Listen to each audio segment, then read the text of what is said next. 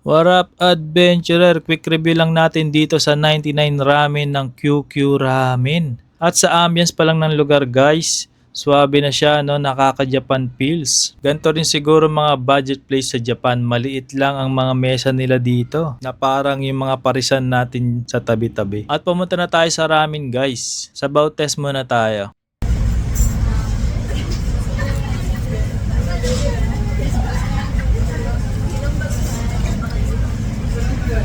Ayos, sabaw pa lang, pasado na guys, approve.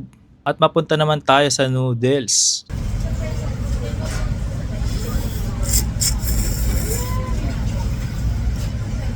Okay, rami na ramen siya guys, pasado. Kaso yun na nga lang guys, no, you get what you paid for. Although masarap siya, konti lang yung kanyang mga laman guys, no. At nag-order na nga pala tayo ng rice meal dito. Ito nga pala guys, ay beef na may mga mushroom, no. Budget friendly rin to. Mga under 100 lang siya guys, no.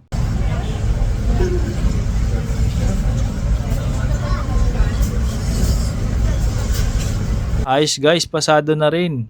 At marami pa silang pwede ma-order dito guys, no? At kung tatanungin nyo ako kung babalik ako dito guys, oo naman, syempre. Yun lang, see you sa susunod na adventure. Paalam!